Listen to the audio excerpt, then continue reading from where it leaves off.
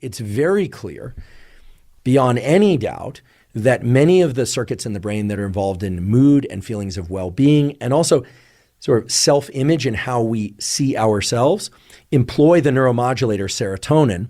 And alcohol, when we ingest it and it's converted into acetaldehyde, it goes and that acetaldehyde acts as a toxin at the very synapses, the connections between the serotonergic neurons and lots of other neurons. In other words, when we ingest alcohol, the toxic effects of alcohol disrupt those mood circuitries, at first making them hyperactive. That's right, making them hyperactive. This is why people become really talkative. People start to feel really good after a few sips of alcohol, at least most people do. And then as they ingest more alcohol, or as that alcohol wears off, serotonin levels and the activity of those circuits really starts to drop. And that's why people feel less good. And typically what they do, they go and get another drink and they attempt to kind of restore that feeling of well-being and mood. Now, typically what happens is that as people ingest the third and fourth, maybe even the fifth drink, there's an absolute zero chance of them recovering that energized mood, right? Most people, as they drink more and more, will now start to feel more and more suppressed. The forebrain is now shutting down quite a lot. A lot of the motor cortical areas that control coordinated movement and deliberate movement start to shut down. So people start to slur their speech. People start to shuffle their feet. People forget their posture. People start to lean on things. People start passing out on couches. There's a great depression, not depression of the psychiatric depression sort, but a depression of alertness and arousal, and eventually people will pass out. Now, I said most people because there's a subset of people that have gene variants or who are chronic drinkers or who are chronic drinkers and have gene variants that as they ingest the third and fourth and fifth drink, what happens? They become more alert. They start talking more. They feel great. They have all sorts of ideas about the fun they could have that night. And they're the ones that if you've ever fallen asleep at a party for whatever reason, or you're getting tired and you're yawning, you're looking around the room and like these people are still drinking and partying and they're having what seems to be this amazing time. Often, not always, those are the future alcoholics in the room, or those are the people that have a genetic predisposition for alcoholism, or those are the chronic drinkers, the people who have built up enough of a tolerance or who have the chemical genetic makeup such that increasing amounts of alcohol make them feel better and better and better. And of course, they too have a threshold beyond which their nervous system will start to get diminished and they'll pass out, and fall over, etc. But that threshold is way, way higher than it is for most people. Now, this is important to understand, and it's important to understand because I think everyone should know and recognize their own predisposition and kind of risk in terms of developing alcoholism. It's also important to understand because it relates to the phenomenon of blackout. You know, many people think that blacking out is passing out, but blackout drunk is when people drink and they're talking and doing things. Sometimes sadly, or tragically, they'll often drive home or walk home, or they'll hop on a bicycle and ride home, or they'll go swimming in the ocean. All, of course, very dangerous activities to do when people are really drunk, or even a little bit drunk in some cases. So these people will do these sorts of things, and they do them because they have the energy to do them, and they feel good while doing them, but they are doing them while the activity of neurons in the hippocampus, which is involved in memory formation, are completely shut off. And this is why the next day you tell them, hey, maybe we should talk about what happened last night. I'm like, well, what happened last night? He said, well, do you remember going to the party? Yeah, no, it was great. We did this, and then what? And it's very clear all of a sudden that they have no recollection of all the things they were doing despite being awake. Now, I wish I could tell you that there's some sort of blood test or other biomarker, even a fingerprint test, that would allow you to determine whether or not you have a propensity to be one of these drinkers that has a predisposition for alcoholism. And if you've ever been blackout drunk, and certainly if you've been blackout drunk more than a few times, you should be quite concerned. No matter who you are, initially there's that shutting down of those prefrontal cortical circuits. There's a gradual shutting down of the circuits that control memory. But then people divide into these two bins. And these two bins are the people who, after more than a couple of drinks, start to feel sedated, and the people who, after more than a few drinks, do not start to feel sedated. Now, of course, there's going to be differences created by how quickly people are drinking, whether or not they're combining different types of alcohol, the types of alcohol, et cetera. But in general, that can predict whether or not you're somebody who has a predisposition for alcoholism or not. One also very interesting finding is that alcohol changes the relationship between what's called the hypothalamus and the pituitary gland and the adrenals. Now, the hypothalamus is a small collection of neurons about the size of a large gumball that sits above the roof of your mouth, and it houses neurons that are responsible for some incredible aspects of our behavior and our mindset. Things like rage, things like sex drive, things like temperature regulation, very primitive functions, including appetite, thirst, etc. Alcohol, because it can go anywhere in the brain, remember it's water and fat soluble, has effects on the hypothalamus. The hypothalamus normally provides very specific signals to what's called the pituitary gland. This is a little gland that actually sticks out of the brain, but it receives instructions from the hypothalamus. And then the pituitary releases hormones into the bloodstream that go and talk to your adrenals. Your adrenal glands sit right above your kidneys in your lower back. And the adrenals release, as the name suggests, adrenaline, also called epinephrine, and also a molecule called cortisol, which is involved in the kind of longer term stress response, has some healthy effects too on the immune system. But the hypothalamic pituitary adrenal axis maintains your physiological balance of what you perceive as stressful and what you don't perceive as stressful. People who drink regularly, so this again could be just 1 or 2 drinks per night, or it could be somebody that drinks just on Fridays or just on Saturdays or maybe just on the weekend, 2 to 4 drinks. Well, those people experience changes in their hypothalamic pituitary adrenal axis that result in more cortisol, more of this so-called stress hormone being released at baseline when they are not drinking. This is really important. People who drink a bit, and when I say a bit, I don't mean 1 or 2 sips or even a glass of wine every once in a while. I mean, again, people that are maybe having 1 drink a night with dinner and maybe on the weekend a few more. Again, I offer a bunch of different patterns to explain how it could also be 2 or 3 drinks on Friday or 6 drinks only on Saturday.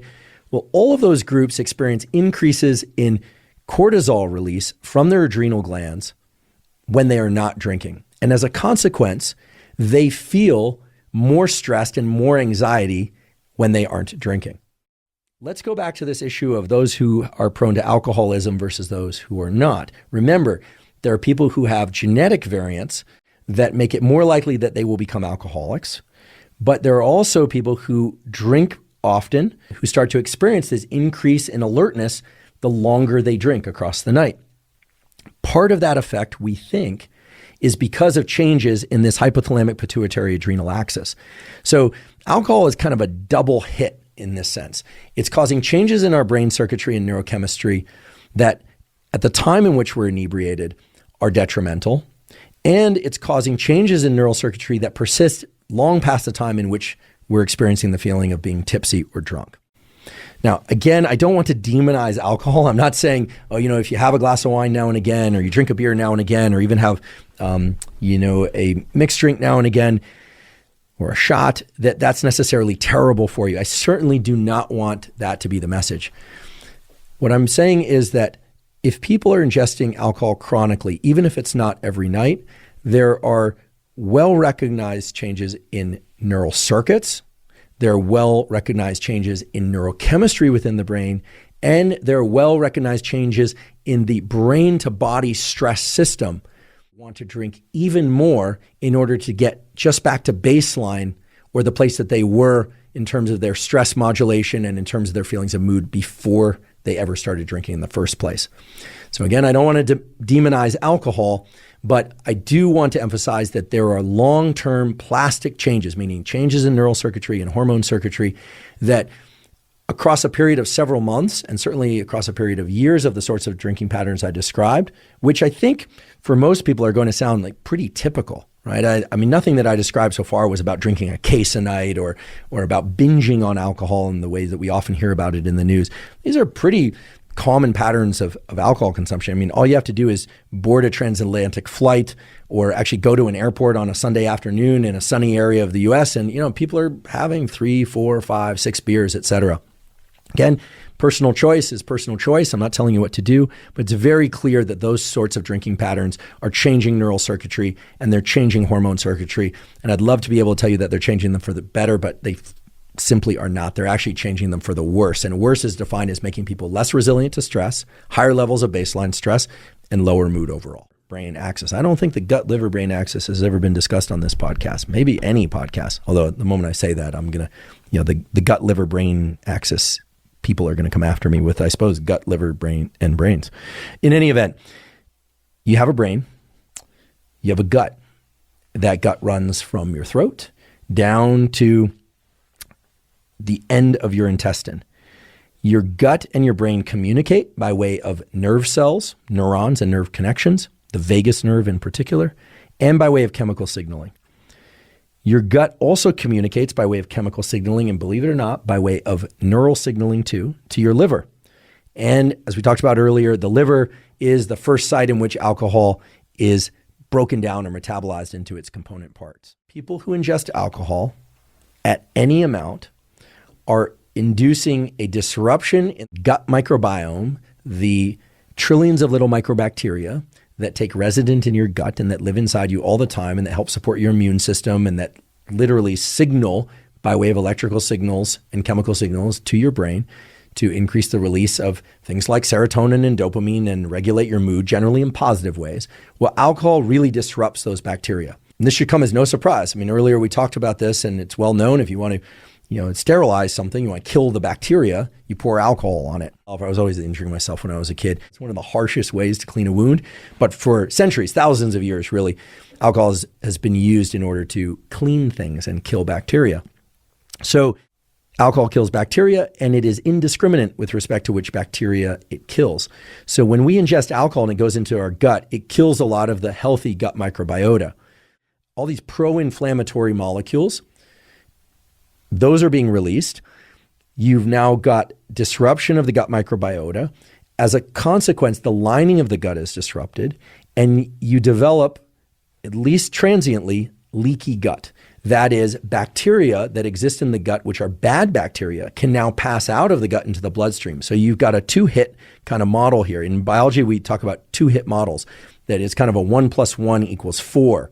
And it's generally when you hear two-hit, it's not a good thing.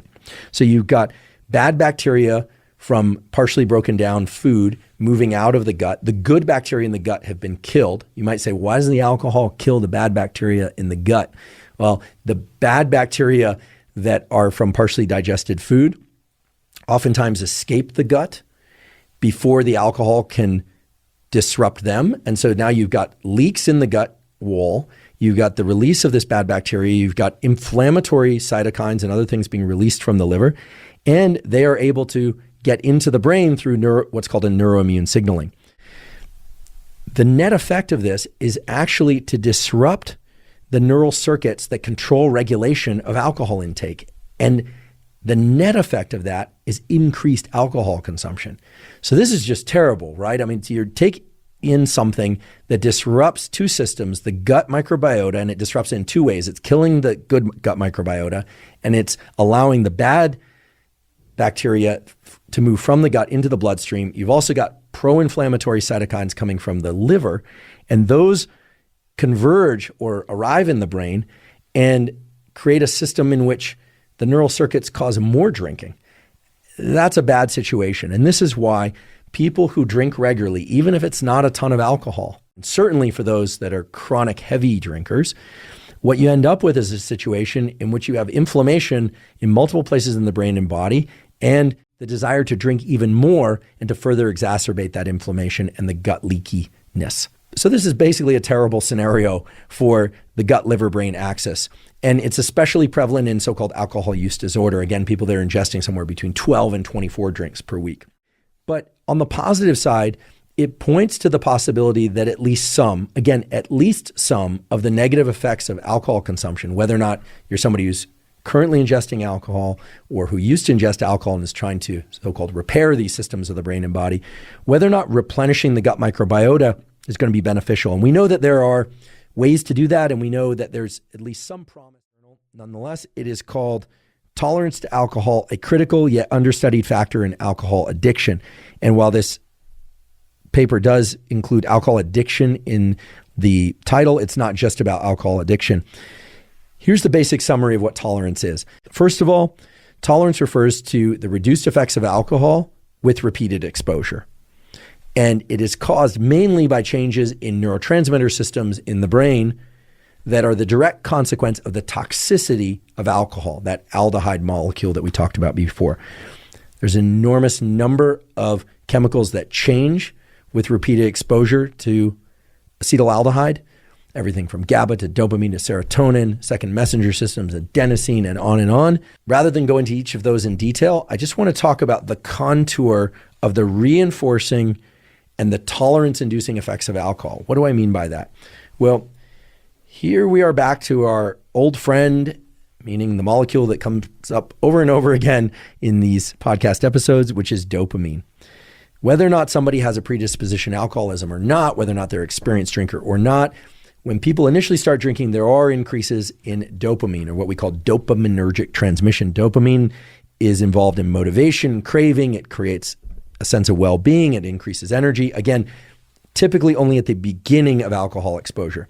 That occurs in most people as a sharp spike, as an increase. Most people experience some sort of mild euphoria. That's why so many people drink, right? The current estimates are that in most countries, and certainly in the US, as many as 80% of the adult legal drinking age population drinks alcohol. And that number could be even higher now because in the last couple of years, there's been a trend towards increased alcohol consumption, especially in the wake of the pandemic.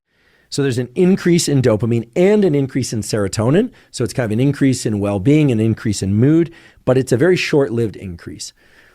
Very soon after, and actually triggered by that increase, is a long and slow reduction in dopamine and serotonin and related molecules and circuits. So basically what you're getting is a blip of feel-good followed by a long, slow arc of feeling not so great, which is why typically people will drink again and again across the night.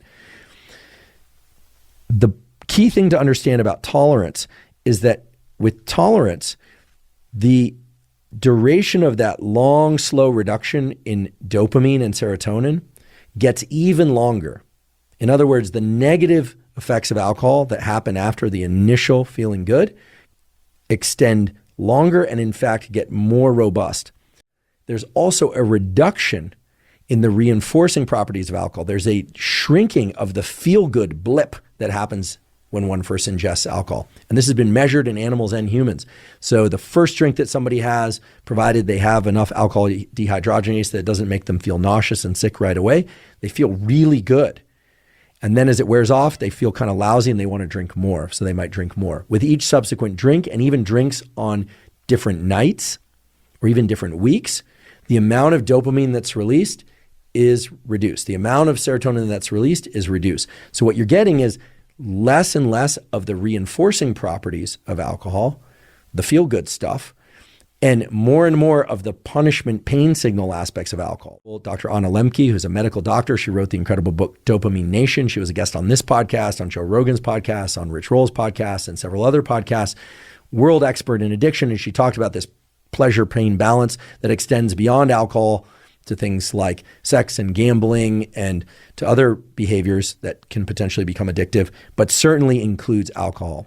So tolerance, it seems, is a process in which people are ingesting more and more alcohol as an attempt to get that feeling of well-being back. But what they're really getting is an extended period of punishment, of pain, and of malaise as they start drinking more and more in an attempt to activate those dopamine and serotonin neurons.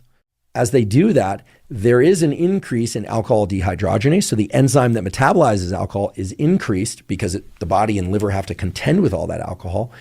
So now you've got, again, the two-hit model. You're getting less of the feel-good chemicals, more of the negative chemical release or pattern of subjective feeling, I should say, and you're metabolizing alcohol more quickly and more readily, but it's not taking you to a better place in terms of how you feel.